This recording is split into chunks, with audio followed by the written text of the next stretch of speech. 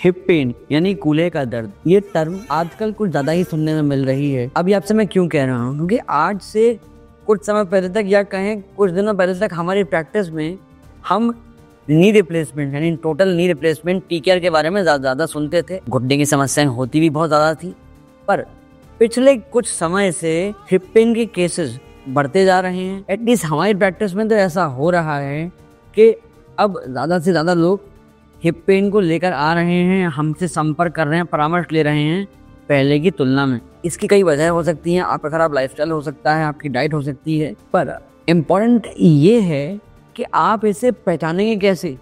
आप स्वयं को और आपके सराउंडिंग में जो लोग हैं, आपके प्रियजन हैं, उन्हें कैसे इससे बचा के रखेंगे कि उनको हिप रिप्लेसमेंट ना कराना पड़े, प्राइमरी स्टेज पर ही पेन का पता चल जाए और वो ट्रीट होके क्योर हो जाए। तो आपको इसके लिए पता होना चाहिए कि हिप पेन क्यों होता है, क्या लक्षण होते हैं, क्या कारण होते हैं। इन्हीं सब पर आज इस वीडियो में हम चर्चा करने वाले हैं। आप जानेंगे इन सभी के बारे में विस्तार से, तो बने रहिए वीडियो के अंत तक।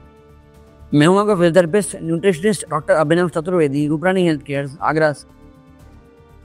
तो जो सबसे कॉमन देखी जाती है समस्या किसी पेशेंट में हिप पेन को लेकर, वो होती है टेंडनाइटिस। टेंडन वो एक रोप लाइक स्ट्रक्चर है, बैंड लाइक स्ट्रक्चर है जो आपकी मसल को बोन से जोड़ता है। ये बहुत ही पतला होता है, इसकी इलास्टिसिटी न के बराबर होती है, थिन स्ट्रक्चर है। जनरली जब इसमें इन्फ्लेमेशन होता है तो या तो आपको बोनी एंड पे दर्द महसूस होता है, या फिर कई बार वो खिंचता है मसल के एंड से जहां पर वो मसल से अटैच हो रहा है।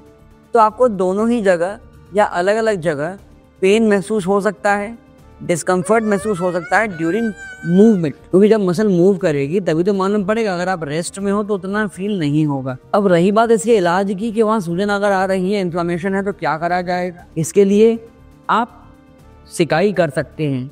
अब गर्म होगी या ठंडी सिकाई होगी ये आपके डॉक्टर को तय करने दें।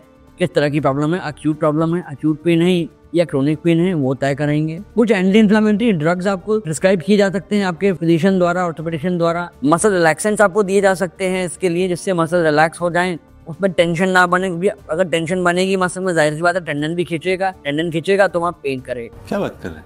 या कई बार रप्चर होने पर इसको सर्जिकली भी क्योर करना पड़ता है, जैसा कि एथलीट्स के केस में होता है, क्योंकि एथलीट्स की जो स्पोर्ट्स होती हैं वो बहुत ही मैसिव होती हैं, तो कई बार टेंडन जो है वो रप्चर कर जाते हैं, इसलिए उनको सर्जिकली ट्रीट करना पड़ता है। हाँ, रेस्ट का इसमें बहुत बड़ा रोल है। जितना आप अच्छे से रेस्ट करोगे उतना ये जल्दी हील होगा। नेक्स्ट बारी आती है बर्साइटिस की। बर्सा एक ऐसा स्ट्रक्चर होती है आपके हर जॉइंट के पास में, जो आपकी मसल्स हैं जो बोन को क्रॉस कर रही हैं, उनके नीचे एक कुशन स्ट्रक्चर होता है जो प्रिवेंट करता है आपकी मसल को बोन पे रगड़ खाने से, जिससे आपका जो जॉइंट मूवमेंट है वो बड़ा ही स्मूथ हो जाता है। जब भी अगर बरसा में इन्फ्लेमेशन होगा तब आपको डिस्कम्फर्ट होगा आपके हिप जॉइंट को मूव करने में। फॉर एग्जाम्पल, आपकी अगर ट्रोकेंट्रिक बरसा में पेन है तो जाहिर सी बात है जो मसल मूव करेगी उसके ऊपर से वो फ्रिक्शन करेगी, इससे वहाँ स्वेलिंग और बढ़ जाएगी, क्योंकि वहाँ पे ब्रेन सिग्नल भेजेगा इन्फ्लेमेशन है तो और फ्लूइड पहुंचेगा, वो और स्वेल कर जाएगा। आप और मूवमेंट करोगे वो और स्वेल कर जाएगा, अंततः तो आपका मूवमेंट बिल्कुल ही बंद हो सकता है, क्योंकि आपको इतना एक्सक्रूशिएटिंग पेन होगा कि आप उसे बेर ही नहीं कर पाएंगे। आशा करता हूँ यहाँ तक कि आपको दोनों ही बातें समझ आई होंगी।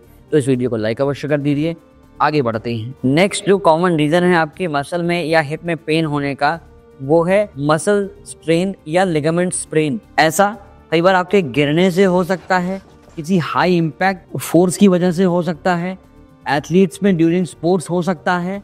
आप कहीं जा रहे हैं, कोई रोड एक्सीडेंट हो गया, कहीं गड्ढे में पैर आ गया, खिंचाव आ गया, घर में काम करते में पैर स्लिप हो गया, इस वजह से हो सकता है। सीढ़ियाँ उतरते में पैर स्लिप हो गया, पैर मुड़ गया। इसमें सबसे पहली चीज जो होनी चाहिए वो होना चाहिए रेस्ट। इसके साथ में होनी चाहिए सिकाई। अब फिर वही बात, सिकाई आपके डॉक्टर रेकमेंड करेंगे, ठंडी होनी है गर्म। इसके साथ में कुछ एंटी इन्फ्लेमेटरी ड्रग्स आपको लेने चाहिए जो कि आपके इन्फ्लेमेशन को जल्दी से खत्म करें, और आपको फिजियोथेरेपी का ट्रीटमेंट लेना चाहिए, क्योंकि जब आपके फाइबर्स वहाँ टूटेंगे तो उन्हें हीलिंग की जरूरत है, वहाँ रिहैब कराना बहुत इंपॉर्टेंट है। हाँ, अगर मसल कंप्लीटली रप्चर हो चुकी है, ग्रेड 3 टियर है, लिगामेंट कंप्लीटली टेयर हो चुका है, ग्रेड 3 का टेयर है, तब उस केस में सर्जिकल इंटरवेंशन की रिक्वायरमेंट होती है।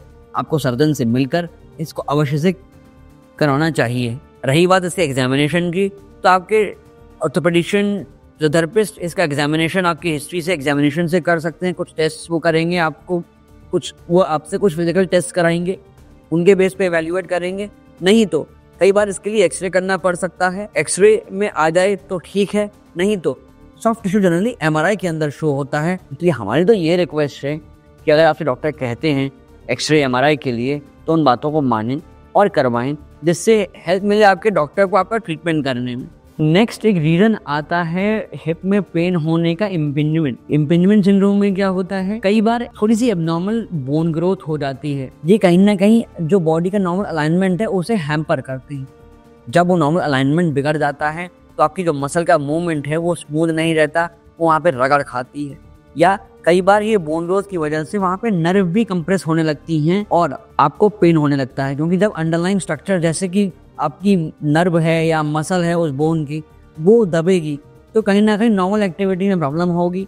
आपको इसके लिए एक्सरेज की मदद लेनी पड़ सकती है। आपके डॉक्टर आपके कुछ टेस्ट करा सकते हैं और ये जांचने के बाद कि क्या एक्चुअल में कॉज है, उसका अकॉर्डिंगली ट्रीटमेंट वो करेंगे। अब आपके संग भी कभी ऐसा हुआ होगा कि आप कहीं चल रहे हो, गिर गए हो, खिंचाव आ गया हो या इम्पिंजमेंट हुआ हो, बहुत कॉमन है, और आपने इसको नज़रअंदाज कर दिया हो। अगर आपने इसको नज़रअंदाज किया है या भूतकाल में आपके संग ऐसा कुछ हो चुका है, तो आप चाहें तो हमें भी कमेंट करके ये चीज़ बता सकते हैं। नेक्स्ट जो वजह बन सकती है हिप में पेन होने की, वो हो सकती है लैब्रम का डैमेज। क्या होता है, आपके हिप जॉइंट के अराउंड, यहाँ पर जो आप ये ब्लू स्ट्रक्चर देख रहे हैं, ये होती है लैब्रम। ये एक कटोरी जैसा शेप बनाती है और हिप बोन का जो हेड है फीमर का, वो इसके अंदर मूव करता है। आप ये देख रहे हैं ना, ये इसके अंदर मूव कर रहा है इस प्रकार से।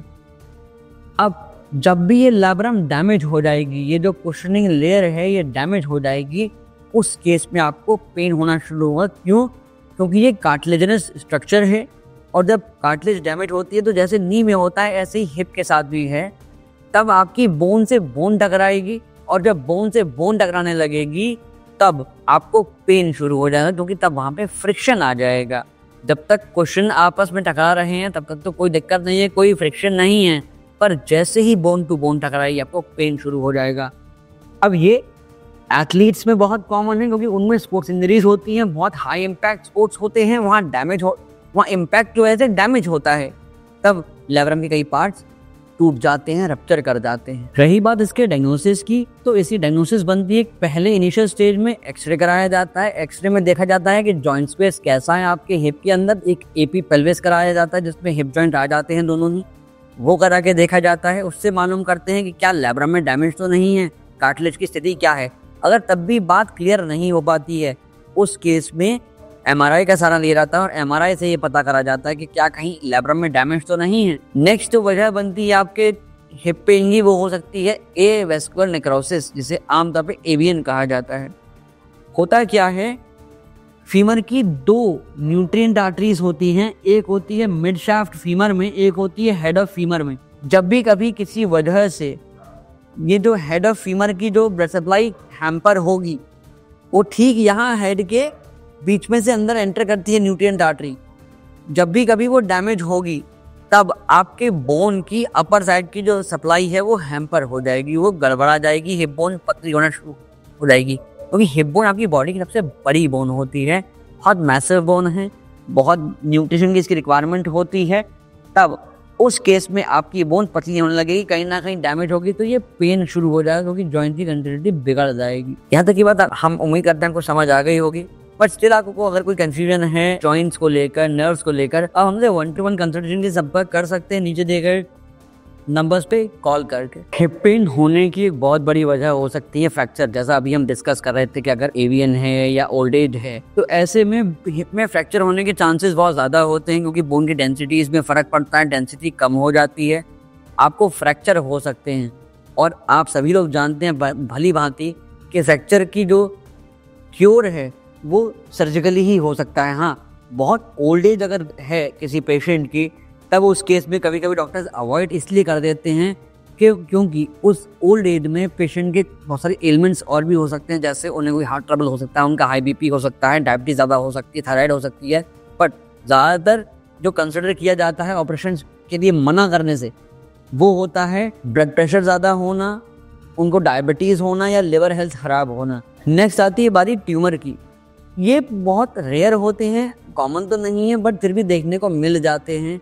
कई बार बोन के अंदर माइलोमास हो जाते हैं, अन्य प्रकार के ट्यूमर्स हो जाते हैं जो कहीं ना कहीं बोन को अंदर से खोखला कर देते हैं। तब बोन में पेन होता है, हिप में पेन होता है, या वो मसल को भी इन्वॉल्व कर लेते हैं। उस केस पे मसल भी डिजेनरेट करने लगती है। अब हिप पेन होने की एक और वजह होती है आपका बढ़ा हुआ वजन। इस बढ़े हुए वजन को कैसे कम कर सकते हैं और क्यों करना चाहिए? एक वजह तो ये है कि जब आपका वजन बढ़ेगा तो आपकी बोन झेल नहीं पाएगी, आपको बिना के दर्द शुरू हो जाएंगे।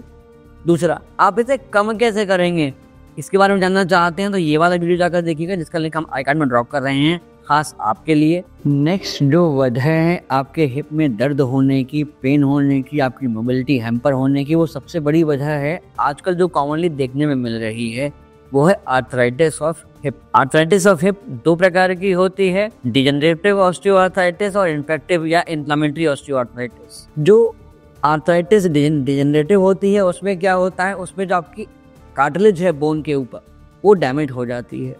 वो डैमेज होने की वजह से बोन से बोन टकराती है और पेन होता है, वहाँ पे ऑस्टियोफाइट्स फॉर्म हो जाते हैं, कीलें सी निकल आती हैं जिन्हें आम भाषा में कहा जाता है। ये रगड़ खाती है मांसपेशी के साथ में, ये रगड़ खाती है बोन के साथ में, जिस वजह से आपको बहुत पेन होता है। ये सारी बात तो हो गई क्या क्या वजह हो सकती है हिप पेन की, बट जैसा हमने आपसे भी थोड़ी देर पहले कहा था कि हिप पेन होने की बहुत बड़ी वजह होती है आपकी लाइफस्टाइल, आपका वजन, आपका आचार विचार, आपका आचरण, आप कैसे अपनी बॉडी को कैरी कर रहे हैं। इसलिए ये बहुत ज़रूरी है कि आप अपनी डाइट को अच्छा रखें, शुगरी आइटम्स को दूर रखें, क्योंकि कहीं ना कहीं इन्फ्लेमेशन को बढ़ा देते हैं। ऐसे पैकेज फूड जिनमें प्रिजर्वेटिव्स की मात्रा ज़्यादा होती है वो आपके जॉइंट्स को ख़राब कर सकते हैं, क्योंकि उनमें प्रिजर्वेटिव्स जो होते हैं वो बॉडी को कहीं ना कहीं नुकसान करते हैं। इसलिए हमारी हाथ जोड़ के आपसे रिक्वेस्ट है कि इस वीडियो को हर व्यक्ति को शेयर करिए, क्योंकि आज के समय में हिप पेन के केसेस बढ़ रहे हैं। हम नहीं चाहते कि आपको भी ये कष्ट हो या आपके आसपास किसी आपके चाहने वाले को ये कष्ट हो, तो उनको ये वीडियो शेयर करिए जिससे उन्हें मालूम पड़े कि ये समस्याएं हो रही हैं तो क्यों हो सकती हैं और उसका सही समय पर वो निदान पाएं। चैनल को सब्सक्राइब कर लें जिससे फर्दर आने वाली वीडियोस का आपको नोटिफिकेशन समय से मिले और आप ऐसी जानकारी से वंचित ना रह जाएं जो हम आप तक पहुँचाना चाहते हैं, जो हमारा मोटिव है। इसी के साथ आपसे हम इस वीडियो में विदा लेते हैं। मिलेंगे आपसे फिर किसी नए वीडियो में नए टॉपिक के साथ, नई जानकारी के साथ। तब तक ऊर्जावान रहिए, स्वस्थ रहिए, बहुत कुछ नया सीखते रहिए, क्योंकि जब आप रहेंगे स्वस्थ तभी रहेगा ये हेल्दी इंडिया। अगर आपको कूल्हे में दर्द हो रहा है तो क्या गलतियां आप कर रहे हो सकते हैं, जानने के लिए राइट वाला वीडियो जाकर देख लीजिए। और कैल्शियम रिच मिल्क सबसे अच्छा कौन सा है, जानने के लिए ये लेफ्ट वाला वीडियो जाकर देख लीजिए। सभी जानकारियां आपको प्राप्त हो जाएंगी। धन्यवाद।